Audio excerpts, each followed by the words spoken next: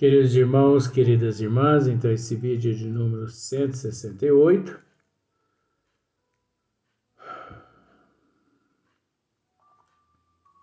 Capítulo 1. A Gênese. Caráter da revelação espírita. Tem hora que os ataques é tão grande que eu não consigo nem respirar. Mas eu costumo dizer assim, eu aguento. Mas tem hora que, reclamando, não. Mas tem hora que para respirar é difícil. Eu penso que eu vou desmaiar. Mas, se nós pararmos para analisar, a questão de número 46 é uma sequência, o assunto em si, que transfere-se Kardec para a questão de número 47. Tanto é que, olha só para você ver, Kardec diz aqui assim na questão de número 47, esta circunstância inaudita na história da doutrina lhe dá força excepcional e irresistível irresistível poder de ação, né? De fato, se a perseguirem num ponto em determinado país, será materialmente impossível que a persigam em toda parte, em todos os países. Vejamos. Eu lhe faço aquela pergunta: quantos milhões de matérias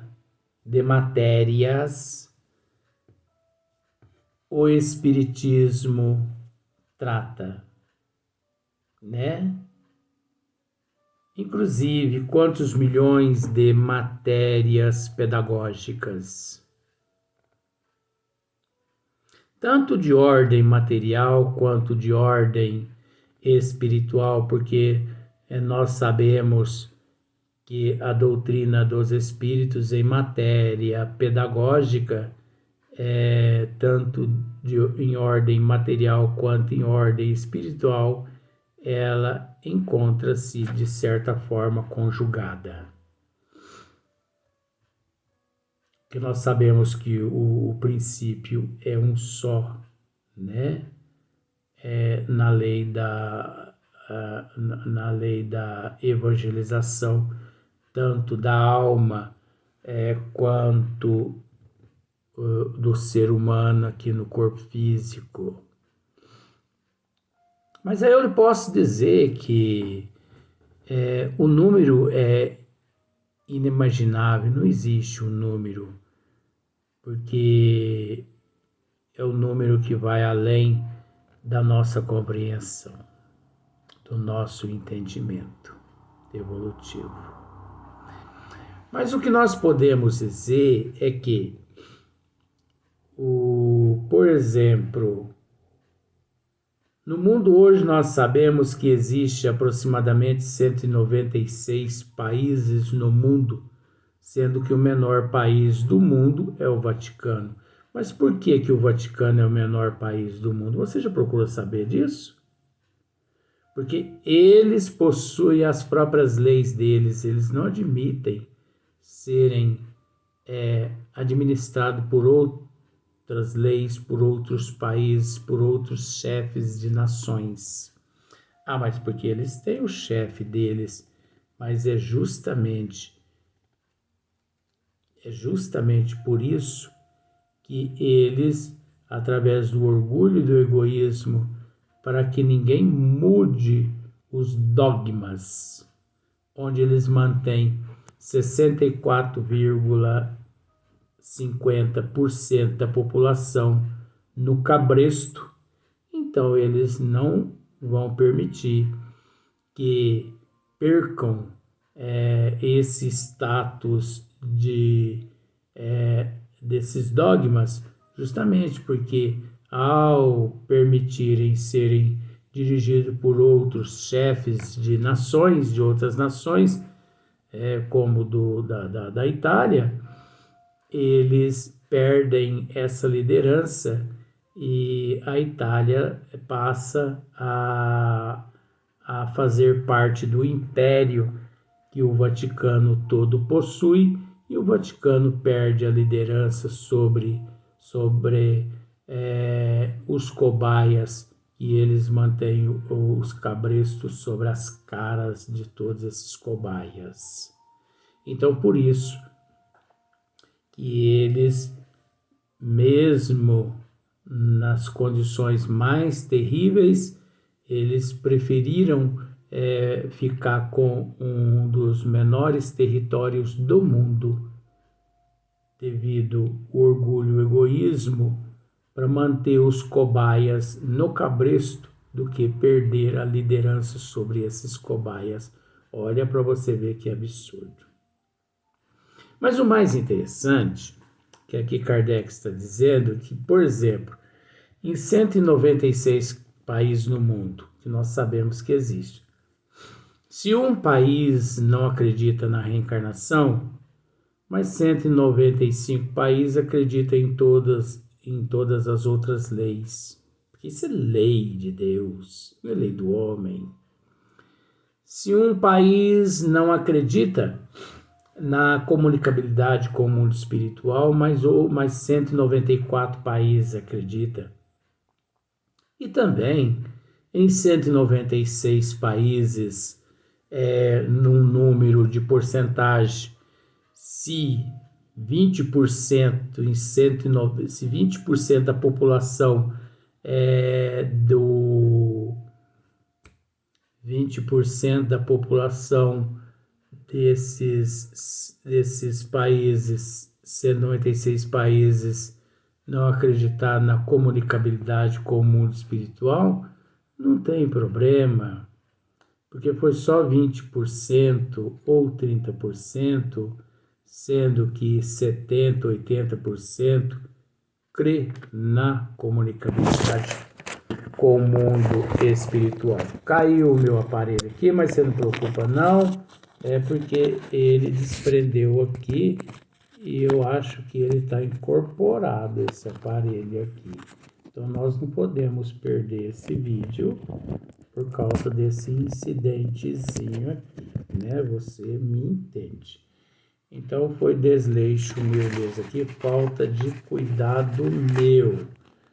Eu tinha que ter apoiado ele aqui. Eu não apoiei. Agora ele não cai mais, eu quero ver agora ele cair. Então, nós somos tão natural aqui, né? Isso acho que o que faz esse nosso trabalho ser gostoso. Porque é simples, natural. Nós não temos nada assim de, né, dessas arrogâncias por aí. Então, é uma coisa natural. Então, nós aprendemos aqui naturalmente, nada de imposição. Então, em contraposição a um lugar onde lhe embaraçem a marcha, já em contraposição a um lugar onde embaraçem a marcha, haverá 1000 outros em florescera, em que florescera, né? Em contraposição a um lugar onde lhe embaraçem a marcha, haverá 1000 outros em florescera. Ainda mais, se a ferirem no indivíduo, não poderá feri-la nos espíritos. Então, olha só para você ver. Você pode ferir um indivíduo. Você pode, numa sabatina, você pode ferir o indivíduo, você pode atacar o indivíduo por você não aceitar, por você não aderir àquelas leis e tudo. Mas você não consegue ferir a providência divina, você não consegue ferir os conceitos, né, os fatos divinos trazidos pelos bons espíritos, né? Nem poderão feri-la nos espíritos, que são a fonte de onde ela promana, porque tudo promana dos espíritos, não promana dos seres humanos. Ora, como os espíritos estão em toda parte, existirão sempre, se por um acaso impossível conseguissem sufocá-la em todo o globo, ela reapareceria pouco tempo depois. Olha só, vamos pensar da seguinte forma, que se a humanidade, se os contraventores, se os antagonistas, se os arbitrários, se as ciências, se as teologias, se as religiões conseguissem, de certa forma, sufocar todas as leis que fazem parte dos desígnios de Deus trazidas pelos espíritos na codificação, sem problema nenhum. Sem problema nenhum. Você entendeu? Eu vou dar um exemplo a você da seguinte forma. Muitas pessoas, você já parou para analisar que a bexiga que nós usamos nas festas de aniversário, elas possuem orifícios microscópicos. Eu vou usar o termo, pega um pedaço de uma bexiga, né, de festa e coloca no microscópio. Você vai perceber que ali à sua frente tem uma peneira de tão perfurado. Você sabia disso? A prova tá. Você enche todas as bexigas no início da festa. Mas observa que no final da festa, todas as bexigas estão murchas. Por que que elas estão murchas? Porque ali, com o passar das horas, o vento, né, o ar lá dentro, ele de encontro com aqueles orifícios microscópicos, a tendência é ele deixar o interior da bexiga. E as pessoas pensam que a bexiga, né, ela é inviolável. Não, ela é violável. Mas aí você pode me dizer, mas o que você quer dizer com isso? Eu uso todos esses material para poder servir de exemplo. Aqui, por exemplo, né, olha só, em contraposição a um lugar onde lhe embaraçem a marcha, haverá mil outros em que floresça. Ainda mais, se a ferirem no indivíduo, não poderá feri-la nos estados que são a fonte de onde ela promana. Ora, para os espíritos, então, em toda parte, existirão sempre, se por um acaso impossível conseguissem sufocá-la em todo o globo, ela reapareceria pouco tempo depois. Se todos esses antagonistas, ciências, teologias, religiões que acabamos de dizer, se conseguisse sufocar todos os desígnios de Deus trazidos pela doutrina dos espíritos através da mediunidade dos sensitivos aqui na Terra, pode ter certeza que esse sufoco seria momentâneo, até porque logo reapareceria em outro local totalmente ermo e desconhecido e quase sempre de difícil acesso de todas as ciências àquelas raças e aquelas tribos. Por quê, gente? Porque a doutrina dos espíritos, ela não é de natureza humana, ela é de natureza divina. A doutrina dos espíritos, ela faz parte da questão da imutabilidade. Ela não é mutável, ela é imutável. Ela não obedece os desígnios do homem. Ela não encontra-se subjugada às leis do homem. O homem nada pode contra ela. Não adianta. Para você, veja bem, eu vou dizer uma barbaridade aqui. Para você eliminar todas as leis trazidas por Hippolyte Léon Denisard Riva, o que eu vou dizer agora é sério. Para você eliminar, eu não concordo com nada que o Espiritismo diz, por isso eu vou eliminar todos os homens que existem na face da Terra. Mas veja bem, é homem e mulher, tá? Cuidado. Senão vai meter o facão só nos homens aí, não é assim não. É mulher e homem também. Criança também. Por exemplo, eu vou matar todos os seres humanos da Terra. E você acha que matando todos os seres humanos da Terra, aí você também se mata no final.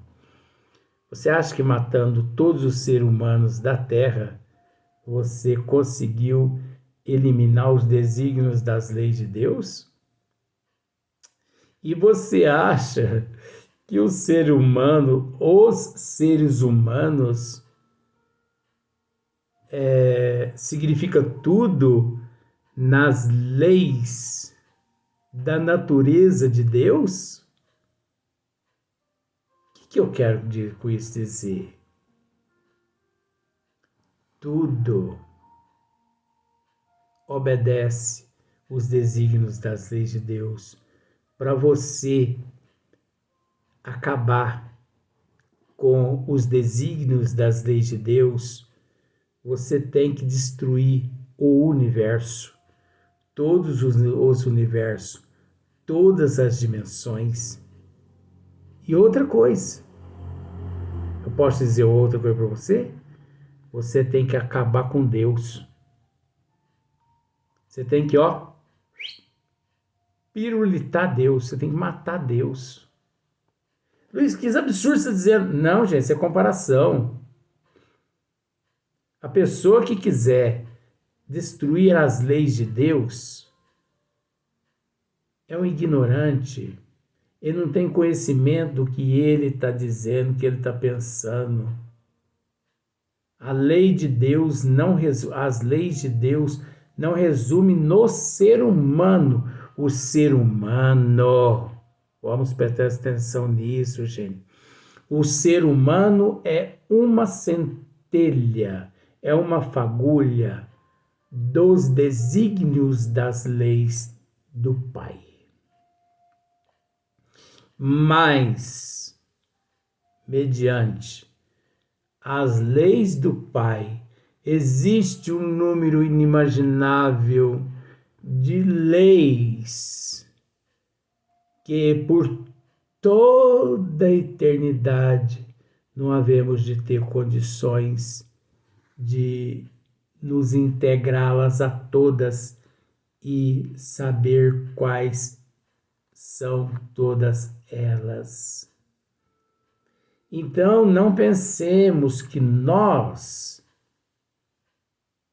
resume apenas em nós os desígnios de Deus, que não, na natureza de Deus, nas leis que regem os universos e as dimensões, por toda a eternidade, passado, presente e futuro, mas que tudo resume-se no presente, porque para Deus não existe passado e nem futuro, e apenas presente, porque nele existimos, nele nós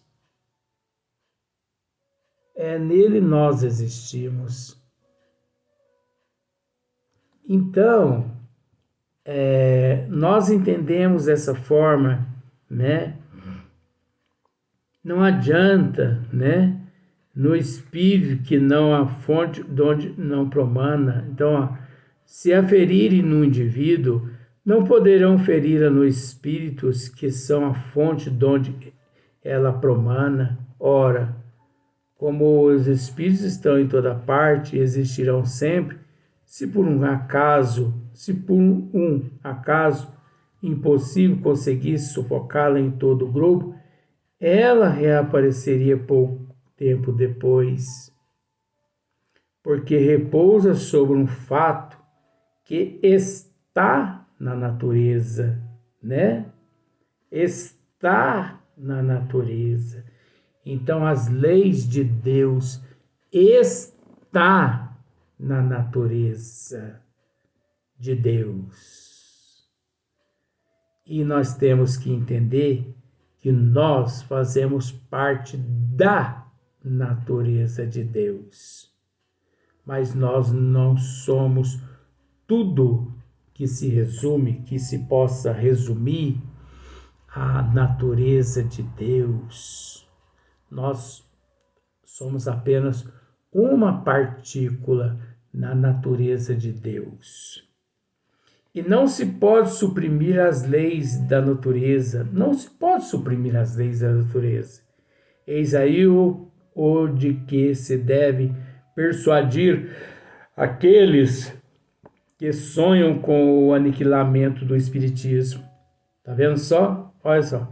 Eis aí o de que se deve persuadir aqueles que sonham com o aniquilamento do espiritismo. Você vai ver isso na revista Espíritos de fevereiro de 1865, na página de número 38, da perpetuidade do espiritismo. Então, tu sonhas em eliminar o espiritismo da face da terra, ou sonhas que um dia o espiritismo vai se desaparecer? Deixe de pensar desse jeito, você está perdendo tempo. Você está perdendo tempo na evolução, sabe por quê? Porque isso nunca irá acontecer. O que nós sabemos com todo respeito, sim, é que todas as outras religiões, elas um dia vão eclodir, vão ser fulminadas aqui da Terra. Mas o Espiritismo não. O Espiritismo, eu não vou dizer assim para você que ela é uma ciência que unirá todas as outras ciências. Não. Mas todas as outras ciências é que terão que se unir à ciência espírita, porque na condição de ciência ela é a mãe de todas as ciências.